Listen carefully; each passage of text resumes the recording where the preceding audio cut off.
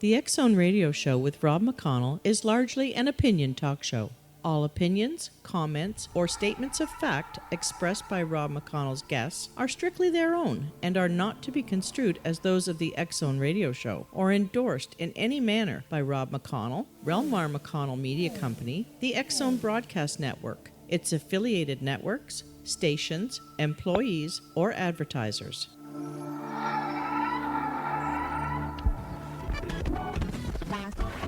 All Hit Radio.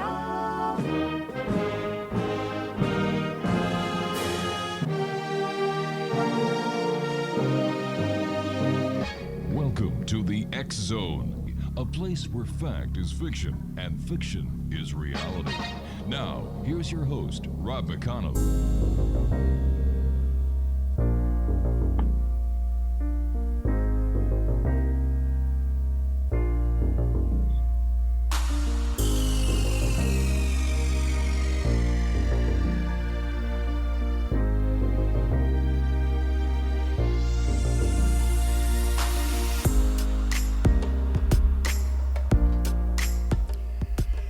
And welcome to another week here in the X Zone. I am Rob McConnell, and for the next 4 hours, I am your host. I am your guide as together we cross the time-space continuum to this place that I call the X Zone.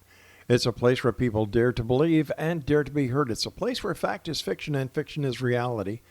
And the X Zone comes to you Monday through Friday from 10 p.m. Eastern until 2 a.m. Eastern, right here on the X Zone Broadcast Network, Talkstar Radio Network, Mutual Broadcast Network, and Simul TV. If you'd like to send me an email, xzone at xzoneradiotv.com, on all social media sites, Xzone Radio TV. And if you like to have happy music in your life, commercial free, especially in these times, there's enough negativity all over the world. Go to www.xzbnprime.com, and it's 724, 365 of super cool music. Music that will make you happy, it'll put a smile on your face, and you know what? It's with our compliments, because we don't want to be part of the problem, we want to be part of the solution. So that's at www.xzbn.net, where you can also take the coronavirus poll. Wow, it's going crazy out there, X-Zone Nation. My wife and I went shopping today, and the shelves were basically empty. Now, we live in Fort Erie, which is right at the U.S. border of Buffalo. So you've got all the American cars that are coming over to buy a lot of stuff here in Canada, because in the United States, their shelves are empty, from what I understand. And these are very trying times, and I believe that these are times where we need to band together. We need to work together, live together, take care of each other. If you've got an elderly person that lives near you, go over, see how they're doing. You don't go in, you can just give them a call, for goodness sake.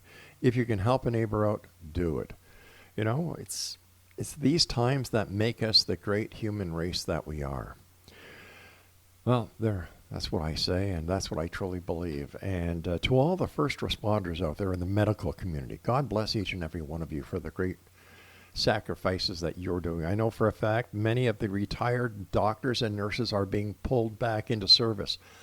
Retired police officers, retired paramedics, retired firefighters are all stepping up and returning to the front lines, because they realize, as we all do, that we need to do whatever we need to do to get us through this rather trying time that we find ourselves in. So to each and every one of the first responders out there, God bless you. Thank you for doing what you're doing. My guest this hour, X Zone Nation, is a lady we've had the pleasure of having on the show before. Her name is Cerridwen Fallingstar. She is a shamanic witch and priestess who has taught classes in magic and rituals for over 40 years. She gives lectures tying together psychology, spirituality, history, contemporary issues, and politics in an entertaining, enlightening, and humorous format. She has founded 3 covens and an organization called Earth Rite, which offers public rituals to her Northern California community for over a dozen years. She has worked closely with Starhawk during the early years of Reclaiming, a Wiccan ritual and teaching organization based in San Francisco. Joining me now from California is our guest this hour, Cerridwen Fallingstar, and welcome back to the X Zone. Great having you with us. Thanks so much, Rob. It is really great to talk to you again, too. You know, you and I were talking before we went on air about how the coronavirus is affecting your neck of the woods. And you're going in isolation, you were saying? Yeah, they have just, as of midnight tonight, Wow. everyone is supposed to shelter in place. Shelter in which place, means you're yeah. not to leave your home except to, get groceries or pick up prescriptions. Well, that's exactly and that's about it. That's exactly what they've done here as our Prime Minister went on the airwaves this afternoon at 1 o'clock, which was pushed back to 2 o'clock. Basically, Canada's in a lockdown. You go out for groceries, you go out for pharmaceuticals. I was just in British Columbia a month ago. I was skiing at Whistler. Mm. Well, that's not quite true. My son and his wife were skiing, and I was taking care of the twins. Oh, my goodness. But, yeah, we were just there, and it was so beautiful. And now we're sorry we didn't ask for asylum when we had the chance. You're always because welcome. you guys have, an actual political leader, and, well, right now, the United States, not so much. Well, you know what? It all depends what side of the line you're on, right? Yeah. We're definitely having a tough time over here. But we're hoping for the best. At least, the governors, governor of my state and, the governors of Oregon and Washington are pretty much on top of the situation. So Well, they're basically the ones who are calling the shots here. well, our thoughts and prayers are with each and every one of you down across the 49th parallel, And our you cousins to the too. south. How did someone who grew up in a conservative, agnostic, Republican household get involved with witchcraft? Well, it's definitely seemed like a bit of a swerve, but I had always had past life memories starting when I was a very young child, Right. and I'd also always been very psychic. So as I got a little older, I was sort of chafing in the empirical playpen and saying, what explains some of my experiences that don't seem to be very easily explainable? So then when I was 22, I was working as a journalist for a newspaper, and my editor came in and said, "There's a witch on trial for fortune telling." And I was like, "I'll take that story." So that was in Los Angeles in 1975, and I went to the 4-day trial, which was really quite the comedy of errors. Monty Python could hardly have done a better job. Really? And it was very, very bizarre. Yes, the whole thing. I mean, just putting a witch on trial for fortune telling in 1975 is kind of weird right there. And, the prosecuting attorney kept, saying, "Well, you're selling this thing called dragon's blood, but can you make an actual dragon appear?" And, strange things like that. And, Obviously, it was just funny. Obviously, the prosecutor had never heard of a dragonfly or a dragon flower or, oh boy. Right. There's an incense called dragon's blood that doesn't actually bear direct resemblance to dragons, but yeah, she was basically just trying to freak out the jury that this was this really horrible, twisted stuff, and that they should definitely convict the woman in question. So it's just it was very interesting, but I also felt very attracted to the idea that there was still. I mean, I thought all the witches had died, back in the Renaissance or the Dark Ages. I didn't know they were still around. You never met my mother-in-law. Once I found out there was your mother-in-law. Right. Yes, I did not realize that you could still do that. So once I realized you could do it, then I was irresistibly attracted. And now I have a new book that's just come out called Broth from the Cauldron. It's actually not quite out yet. It'll be out in May. It's coming out from She Writes Press. And Broth from the Cauldron is a collection of teaching stories, sort of a magical memoir of my life and various various things that I've learned, both through my personal life and also through my life as a spiritual teacher and as a spiritual leader. Well, how many books have you written in total? This is number 4. Wow. So the first 3 are all historical novels based on my past lives. The first one is oh boy, I'm just spacing here. All I've got in front of me is the new one here. Well, I'll tell you what I'm going to do. I've got to take a commercial break here. I'll let you gather your thoughts and get whatever you need. And we'll be back as we continue this hour here in the X Zone with yours truly, Rob McConnell, from our broadcast center and studios in Niagara, Ontario, Canada. Now, listen, this is for all of you who are authors, who are psychics, who have something to sell. What we're doing is we are putting together a special publication called What to Do During the Coronavirus. And if you'd like to partake in that, send me an email, xzone@xzoneradiotv.com, and it's going to be filled with wonderful ideas, what people can do if they're bound in their homes, if they can't get out. Who knows? Maybe we'll see your ad in there. I'll be back on the other side of this commercial break as we continue here in the X Zone from our broadcast center and studios in Niagara, Ontario, Canada. Don't forget, we also have the X Zone Prime channel up, where you can listen to the best of music from everything from the Beatles to the Dave Clark 5, Petula Clark, and many more at www.xzbn.com, and it is commercial free with our compliments.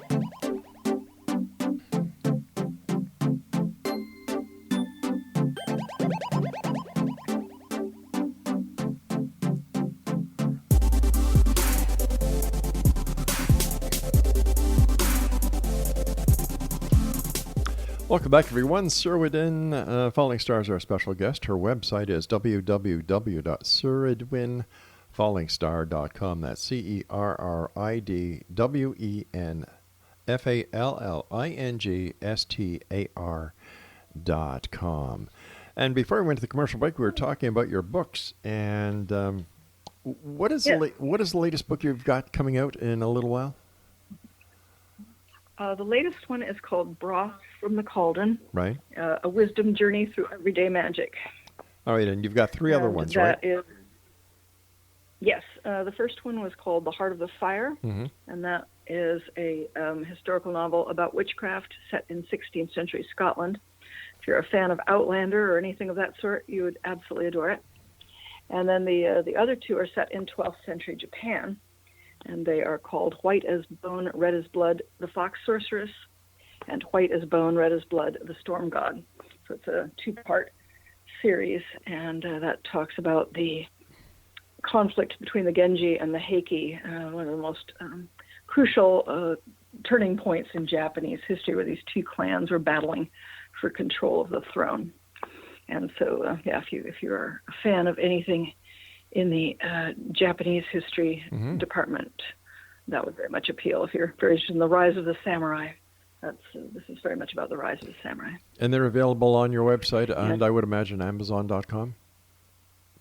Yes, you can definitely get them from Amazon, and you can the new one you can order from your favorite bookstore as well. It's coming out through She Writes Press, and they have a very good distribution system, so you should be able to get it anywhere.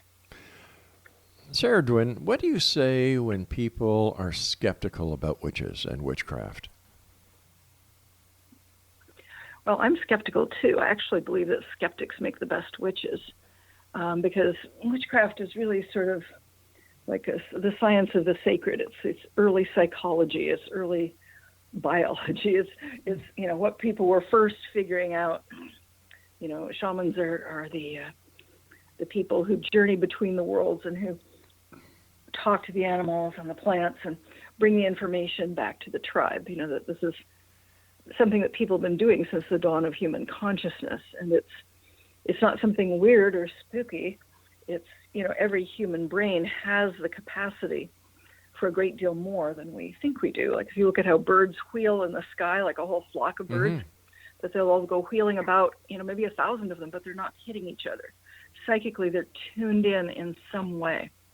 And that we too have natural abilities, for instance, to read each other's minds. And then we also have the ability sometimes to see the future. That's a little more strange, a little more hard to explain. Yeah. And yet we've all had those experiences of deja vu. But how can we so tell? I would say it's not spooky. How can we tell? How can we tell the future when the future hasn't been made yet, and there are so many variables? I think that's a really excellent question, and I really don't understand how it works, even though I'm very good at doing it. But I don't know what the mechanism is, and I'm very, very curious to know what the mechanism is. I think there's that book, A Wrinkle in Time, which kind of posited that time wasn't a straight line, but was rather in waves, and so that you could cut across from a point in one wave to the next wave. But once again, when good an explanation as any. When I've thought of that hypothesis, it makes no sense to me, because once again, there are so many variables from getting from point A to point B.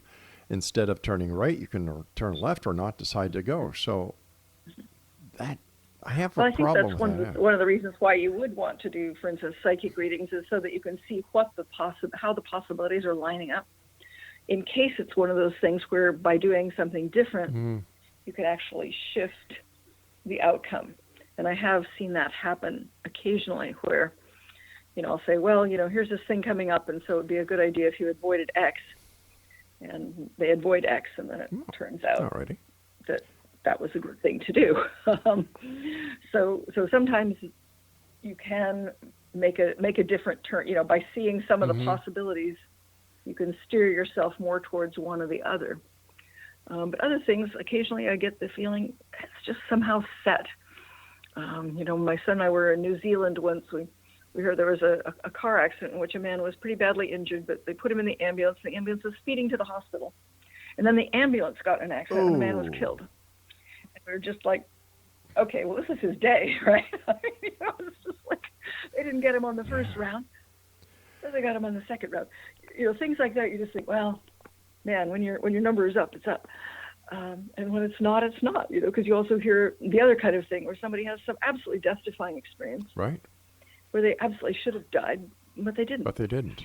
So it does make me wonder if maybe sometimes there's something has just been set, before you get there, and that there's really not a lot of choice about it. So that's one of the mysteries of life, isn't it? Is how much is free will? How much is choice? How much is set? None of us know the answer to that. You know what I can't understand? Not one psychic picked up on the coronavirus. I'm not so sure if that's true. I was seeing something posted that someone, was it Sylvia Brown? I think maybe Sylvia Brown. Oh, yeah, I saw that post too, but there were 3 or 4 other people who claimed that very same page. And, so to me, it's like, if it was only one person. Right, what good? I really don't put any faith in anything I read on the internet. I'd rather speak to people like you to get right to the crux of the matter. I understand. Yeah. Definitely a good idea not to get too credulous with the internet. Yeah. After all, most of it's from the Russians these days, right? Well, I don't know. I think a lot of it is also from people who have nothing better to do with their time than to just throw theories out there. And there are other people who say, well, if it's on the internet, it's got to be true. And then you've got people like me who say, hey, listen, the internet is the world's largest septic tank because there's more crap in it than anything else. Mind you, in today's world, with all probably about right. With the shortage of toilet paper, come on, guys, stop filling the internet full of crap. Witches are also associated with hexes. Now, do hexes really work? Well, I tend to think that they must not work very well because, face it, back when in my government, Bush and Cheney were in office, people all over the world were praying for them to die. And here's Cheney, a guy with a quadruple bypass, and he's still alive. Yeah, but isn't that a so, horrible? If you can't knock over a guy with a quadruple bypass, I don't know. I can't. How wishing somebody death or hexing them for death. I think that is rather cruel. Like nobody deserves that. Well, I think. I'm not so sure about that, Rob. Yeah, no. Look at Trump. I mean, no. I don't want to go into politics. I don't want to go into politics. Okay. Well, but you can't. You have to have a for instance. But I'm just saying. Mm-hmm. I think in the same way that if someone attacked you on the street, and was trying to stab you with a knife, I think you would be very entitled to defend yourself.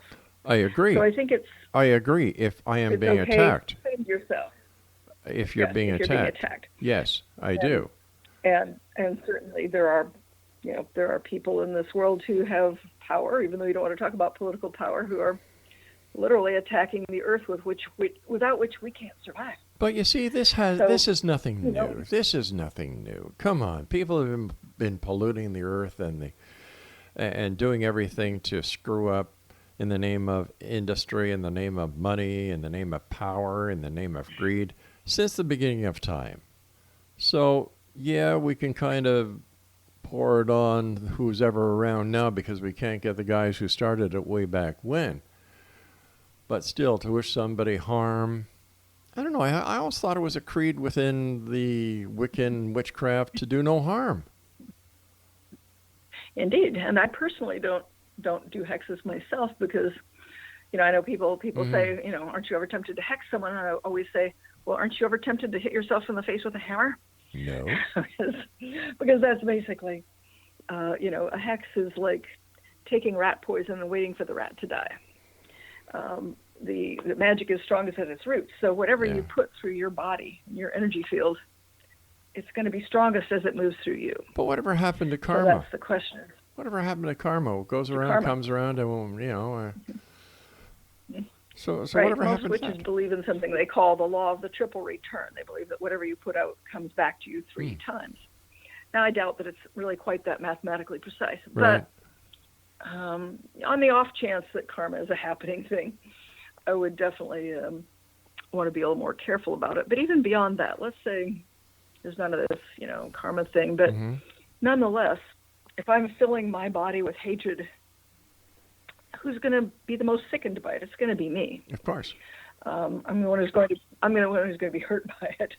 So whether you call that karma or not, it's just kind of the way things work. And so most people don't hex because they think the consequences for themselves is going to be rather dire.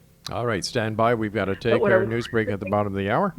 Exo Nation, Cerridwen Fallingstar is my special guest this hour. Her website is www.cerridwenfallingstar.com. And her books are available on Amazon.com. And we'll be back on the other side of this news break as we continue from our broadcast center and studios in Niagara, Ontario, Canada. Don't forget, the X-Zone Prime channel is now on air with our compliments at www.xzbnprime.com. And that's got all the best music to make you happy. And you know what, Exo Nation? It's commercial free. We'll be back on the other side of this break. Don't go away.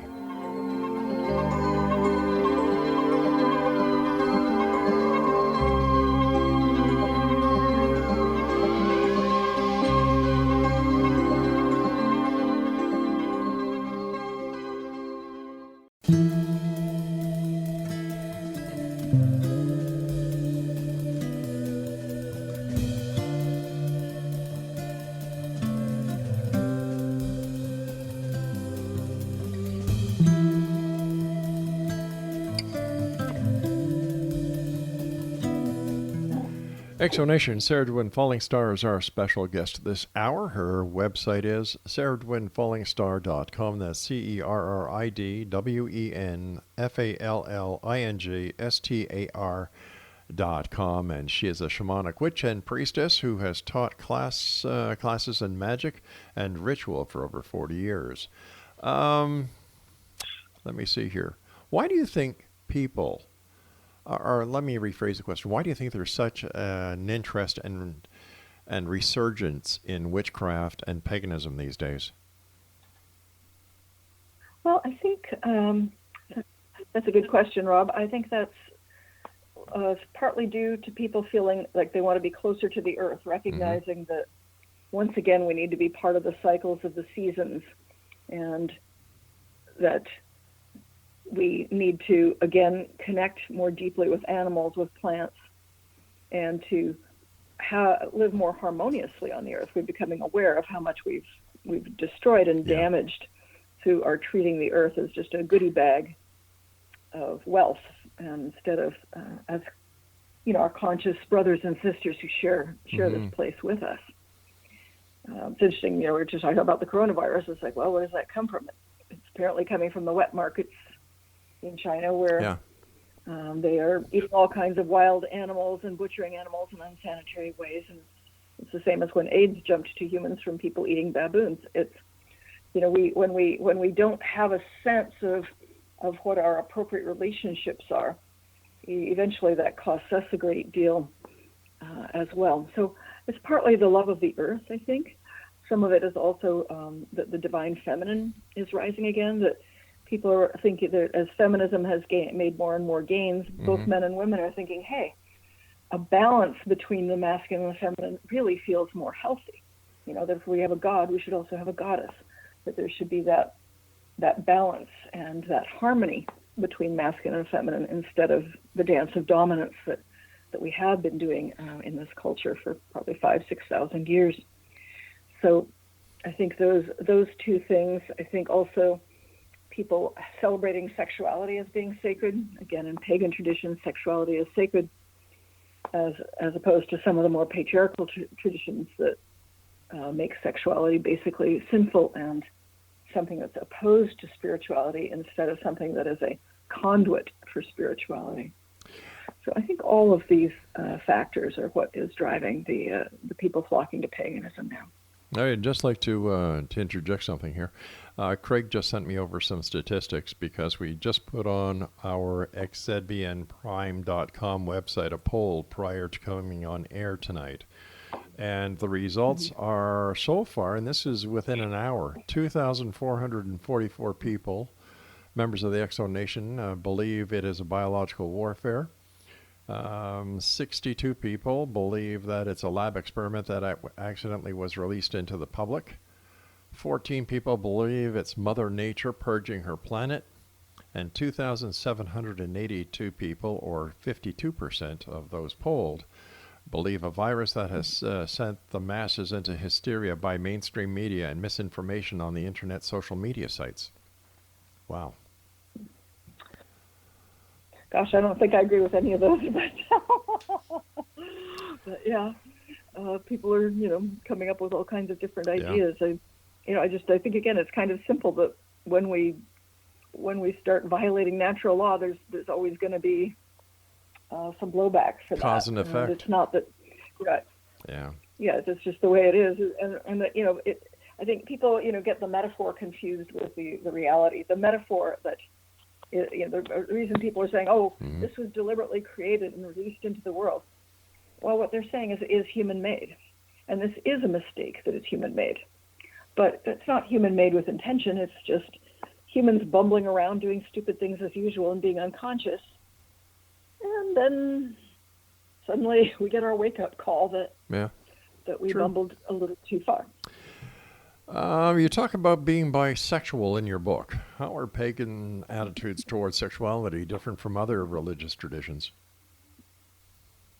Well, as I said, pagans believe that sexuality is sacred. It's the force that through the green fuse drives the flower. It's that life force. It's the passion of life.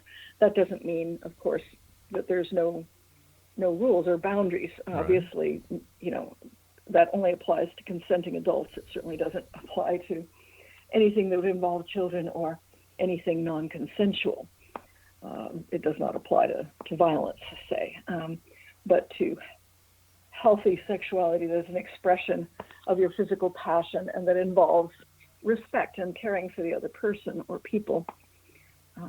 That's generally seen as a wonderful way to to open up your spiritual centers to experiencing what it's like to be the god or the goddess in the body on this earth. Are there? And I'm sure you've had that experience that people have. You have a passionate experience, and wow, the top of your head just blows off. Well, that's why I've been married for all these years to the most wonderful woman on earth. Together we have 6 children, 13 grandchildren. So I know that feeling because I have it each and every day. All about it. That's what I'm saying. During the rituals that witches partake, do they use psychotropic drugs like other different religious philosophies do? Some do. It's not essential. It's not essential, Right. but it's also not Frowned upon. Not looked down on either. Yeah. So many people explore the psyche by using those things, and I think it's a fine idea as long as you're careful. Remember that we are in a very addictive society, so it's very easy for the servant to become the master. So you have to be, cautious about what you're using and how much, and what frame of mind you are. Being honest with yourself about is this opening me further, or am I using it to shut down? Because those are two very different approaches. What did your family say about you becoming a witch? Well, I grew up in an agnostic household. My father was a rocket scientist who worked for aerospace. So I grew up, the way I grew up, religion was the opiate of the masses, and smart people didn't involve themselves in those things. So it was certainly a surprise for them. But when I was first starting out as a witch, I went camping with my family. I was, 22 at the time. And at night, it was a full moon, and I wanted to have a ritual by the lake. So I snuck out of bed, out of my sleeping bag, and went to the lake. And I drew a circle in the sand. We usually cast a circle to have ritual. And after I did that, a bear walked out of the woods, and he walked all the way around my circle, and then off in the other direction. And I was very excited, needless to say, and continued my ritual, feeling very excited that here I was, just this beginner witch, and this cool thing had happened. And as I finished the ritual, I turned to go, and another large figure rose out of the bushes. But this was not a bear. It was my father, who'd been watching me do this ritual. And I walked up to him, and he said, "What are you doing, little girl?" And I said, "I was doing a ritual, Dad. I'm a witch." And he's like, "Pretty good trick with the bear." So he was a little impressed that this bear experience had happened. And then he, after a while, as we were walking back, said, "Well, I guess it could be worse. Could have been a Jesus freak. It could have been a Hare Krishna." So he kind of tried to come to grips with it. But, my family I'd gone camping with my family since I was a little kid. And many times I'd heard my father say, "Why would anyone go to a church when you could be in the woods?" Well, there you go. He set it up for you. The same way. Listen, you live He in really set it up, even though. You live in California, right? Yeah, I was just saying. Where did the Hare Krishnas go? Like, didn't they start in California, and then they were at every airport, every train station, every bus station? And I don't know when the last time I saw a Hare Krishna was. What happened to them? I really couldn't tell you. I was never involved with them. Yeah. Did the aliens abduct them? Probably it was another one of those scandal things, where the leaders were having sex with all the kids or whatever, Wait a sec. Are you talking about Hare Krishnas or Catholics here? All of them. The whole kit and caboodle. Just recently it came out that the head of the Kundalini Yoga, Yogi Bhajan, was abusing his followers. So that was very, very sad to see, but it's a very common situation. Now, I just thought of something, that the last time I saw a Hare Krishna was it was just before Heaven's Gate. There you go. The mothership took them up. Yeah. With the meteor, that would be very interesting. I don't know, but it's possible, I suppose. We have to take a commercial break in about 30 seconds, but let our listeners know where they can buy your books. Give yourself a little plug here. You can buy my books on Amazon, and the most recent book, Broth from the Cauldron, A Wisdom Journey Through Everyday Magic, is also available through your local bookstores. All you have to do is say it is by She Writes Press, and they will order it for you. Alrighty. So you stand by, my dear friend. You and I have to take our final break for this hour. And Exonation, once again, if you'd like to find out more information about our guest this hour, Cerridwen Fallingstar, her website is cerridwenfallingstar.com. This is the X-Zone. I am Rob McConnell. If you don't know that after 30 years of listening to this show, I don't know what to tell you. I really don't. Except thanks for being there each and every night. 5 nights a week, 4 hours a night. You guys make it for me each and every day. We'll be back as we continue talking about shamans, witches, pagan holidays, and bisexuality. This is the X-Zone. Don't go away.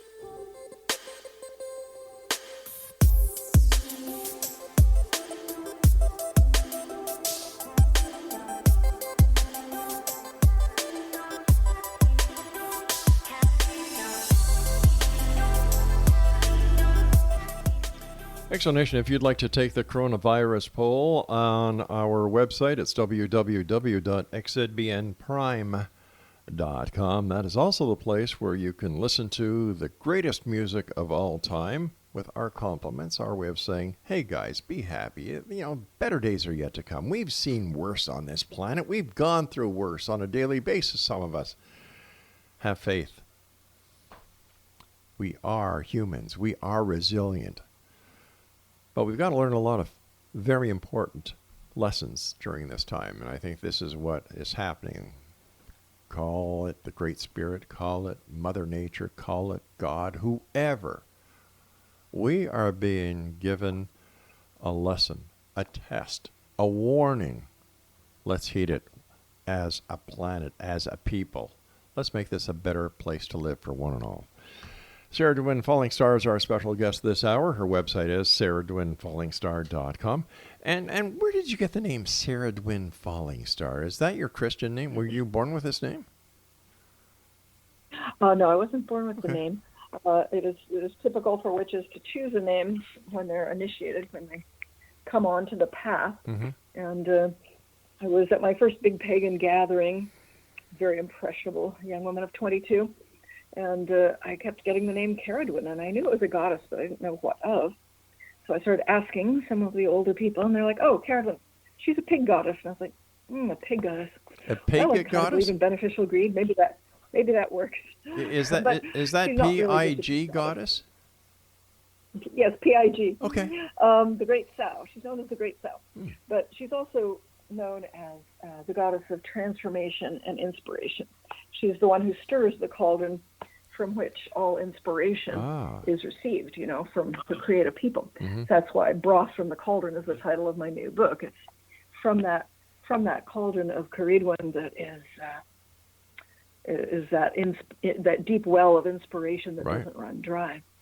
And then the falling star, I was in my first big ritual, and I saw this huge falling star plunge through the sky, and I was the only one who saw it. So I took that as my last name. I think it's a very pretty for a name. long time. Say again? I said I think it's a very pretty name. Oh, thank you. It's a little cumbersome, but it's been with me for a long time now.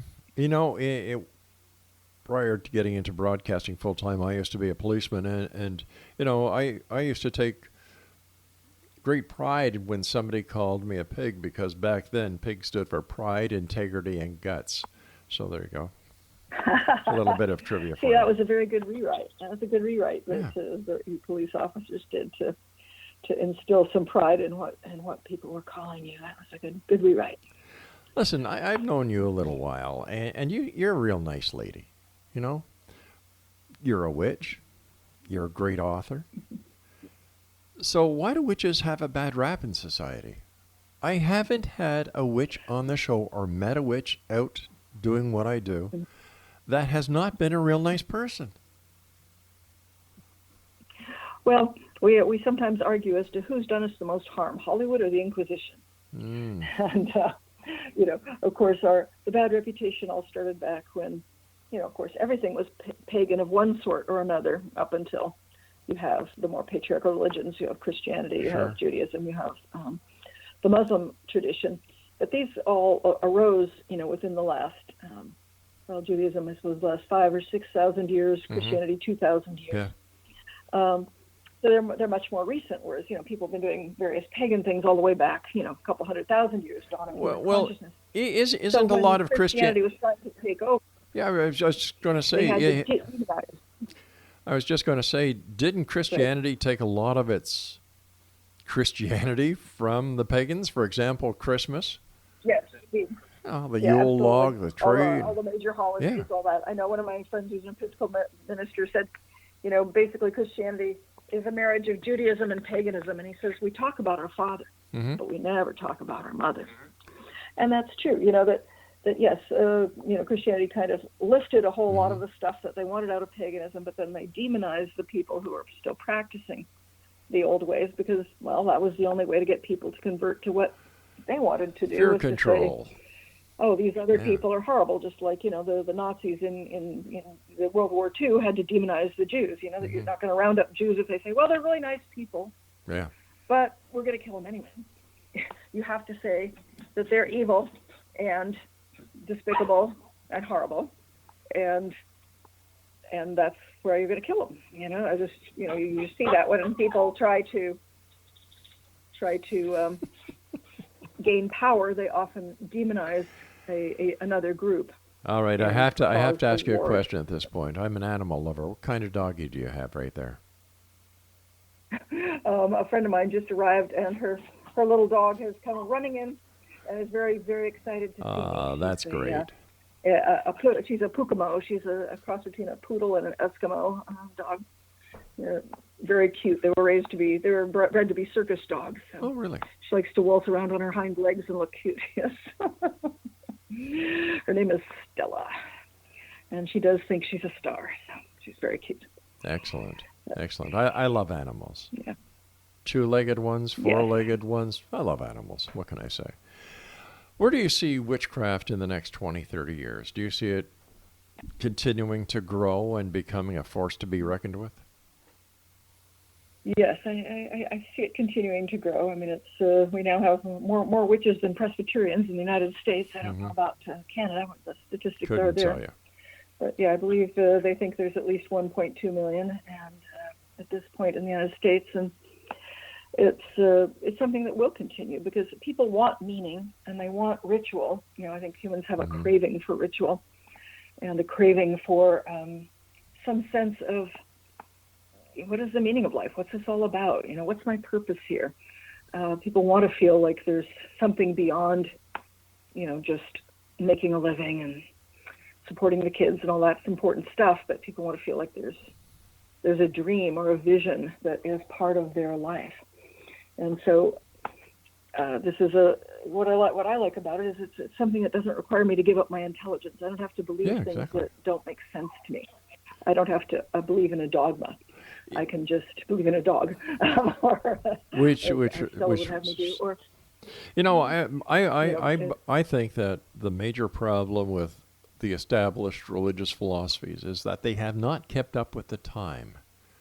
And I think that this is one of the major reasons why people are leaving Christianity and looking for an alternative. I think that the sexual problems that the Catholic Church is having is another reason why a lot of people are leaving the Catholic Church. People aren't satisfied with what they're being taught and preached to all the time. And I think that the eyes are opening up, and I think that you and other members of the non-traditional religious philosophies offer the masses the opportunity to expand their learning and to feel more a part of something. Yes, exactly. I think that's very true. Yeah. So what do you do next? You've written 4 books. You've started a couple of organizations. What do you I have do a for fifth, I have a fifth one that's on the way too. Number 5 is in the hopper, so I'm working on, first of course I'm doing a whole lot of promotional stuff for Broth from the Cauldron. Right. That's the one coming out in May. Mm-hmm. But I have another one that'll probably be out in another couple of years. That is another memoir book, only perhaps a little more on the humorous side. I'm thinking of calling it Rocket in My Pocket. We'll see how that goes. Love it. Rocket in my pocket. I mean, I think that's the other thing is people want a spiritual tradition where you can laugh and you can have joy I and agree. you can have pleasure, and that those things are sacred and not horrible. I would imagine that one of the easiest spells to make people happy is just to smile and laugh. Would that be a spell? Exactly. Yes. I think that's very true. That just being present with someone and really listening to them and speaking what you've just heard is, that's a love spell right there. Create more love in the world. Hey, listen, as musicians have told us for many years, what the world needs now is love. Then you've got the Beatles, All You Need Is Love, and the list goes on and on and on and on.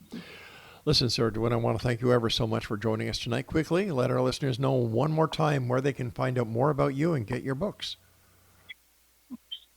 All right. You can look me up on www.cerridwenfallingstar.com. My new book, Broth from the Cauldron, will be available in May. You can pre-order it from Amazon or from your local bookstore. It is being published by She Writes Press. My previous books are The Heart of the Fire and The White as Bone, Red as Blood series, and both of those are available on Amazon also. And Broth from the Cauldron, when it comes out in May, will also be available in Kindle. So you can either purchase it as a physical book or as a Kindle. Again, thank you very much for joining us. Pleasure talking to you, and I look forward to the next time you and I meet back here in the X Zone. Always a pleasure to hang with you in the X Zone, Rob. Take care, my friend. Merry meet. Merry meet and merry part. All right, X Zone Nation, Cerridwen Fallingstar. Jeez, did I get her name wrong all this time? Cerridwen. I thought that would have been with a K. Anyway, CerridwenFallingstar.com. I'll be back on the other side of this commercial break with the news at 6.5 minutes past the top of the hour as the X Zone continues here in our broadcast center and studios in Niagara, Ontario, Canada. Take our coronavirus poll at www.xzbnprime.com, where you can also listen to the best music from over the years, commercial free with our compliments. Put a smile on your face. Be happy, my friends. I'll be back. Don't go away.